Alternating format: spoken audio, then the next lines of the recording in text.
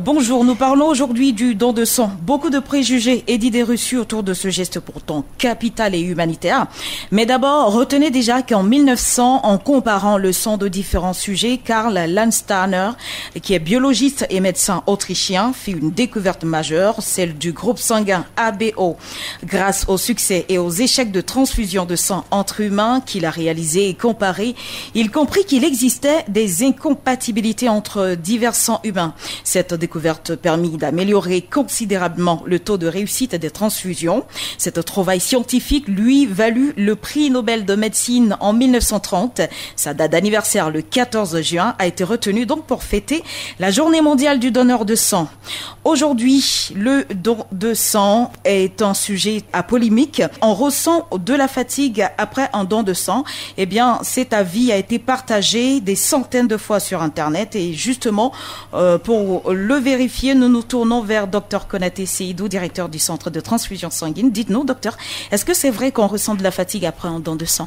En principe, après un don de sang, on ne ressent pas de fatigue parce que la quantité de sang qu'on prélève est minime. Nous avons entre 4 et 5 litres de sang. Un don de sang, c'est moins d'un demi-litre de sang. Donc, c'est 450 millilitres au maximum. Donc, celui qui sent, par exemple, de la fatigue, peut-être qu'il n'était pas dans les bonnes dispositions pour le don de sang. Peut-être qu'il était déjà fatigué, bien qu'il avait une affection qui n'a pas dévoilé. Sinon, après un don de sang, on ne ressent pas de fatigue. On a pris sa petite collation, on a bu un peu d'eau, puis c'est fini. On peut vaquer à ses occupations. Donc, il n'y a aucune étude scientifique qui prouve qu'on ressent de la fatigue après. Non, on ne ressent pas, c'est des préjugés. D'accord. Et oui, docteur, vous l'avez dit, même s'il est possible qu'une transfusion sanguine peut entraîner une baisse légère aussi et passagère de performance chez, par exemple, certaines personnes comme des sportifs. Mais les études montrent que les donneurs de sang ne ressentent aucune fatigue après une transfusion. Alors, une autre rumeur qui circule, l'on ne doit pas manger avant de donner son sang. Vrai ou faux? Alors, par le passé, on demandait aux donneurs de ne pas manger avant de donner du sang.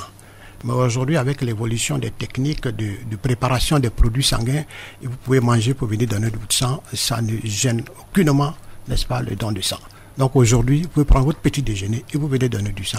On ne donne plus de sang en jeûne. On n'est pas obligé de donner du sang en jeûne. Au contraire, on conseille de manger avant de venir donner du sang. D'accord. Pour terminer, docteur, un conseil à tous les auditeurs qui nous écoutent par rapport au don de sang.